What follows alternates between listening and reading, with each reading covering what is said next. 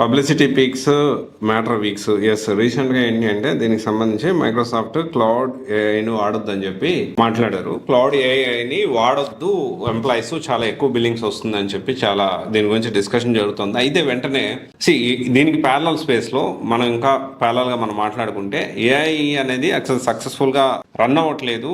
So అంత failures, disasters వస్తా ఉన్నాయని చెప్పి డెలాయిట్ కంపెనీ దీనికి సంబంధించి చాలా బ్యాక్లాష్, అంటే ఈ ఏఐని యూజ్ చేసుకొని వాళ్ళు చేసిన కొన్ని పనులు చాలా మిస్టేక్స్ జరగడం వల్ల కంపెనీకి ఆల్మోస్ట్ కాంట్రాక్ట్ కూడా పోయింది. సో ఇలా ప్యారలల్ స్పేస్ లో ఇంకా చాలా కంపెనీస్ ఏఐ వాడి సక్సెస్ఫుల్ గా వాళ్ళ బిజినెస్ పోగొట్టుకున్నాయి. సో అయితే ఇక్కడ రెండు విషయాలు, ఇక్కడ ఆల్రెడీ ఇప్పుడు మళ్ళీ కొత్తగా ఏంటి అంటే మనం ఇంకా సరే ఈ రెండు పాయింట్స్ కాసేపు పక్కన పెడదాం. ఇంకొక పాయింట్ మనం మాట్లాడుకుందాం, ఎందుకంటే అన్ని కూడా మనకి ఓవరాల్ గా ఒక్కొక్క పాయింట్ మాట్లాడుకుంటూ దాని కంక్లూజన్ ఇవ్వడానికి ప్రయత్నం చేస్తాను, అర్థమయ్యేలా చెప్పడానికి ప్రయత్నం చేస్తాను. సో ఫస్ట్ ఏంటి, ఏఐ వాడొద్దు అని చెప్పి ఎక్కువ బిల్ వస్తుంది అని చెప్పి మైక్రోసాఫ్ట్ బ్యాన్ చేసింది. దీంతో పాటు ఊబెర్, తర్వాత ఎన్విడియా, వేరే వాళ్ళు కూడా దీనికి సంబంధించిన కంపెనీస్ వాడొద్దు ఎక్కువ.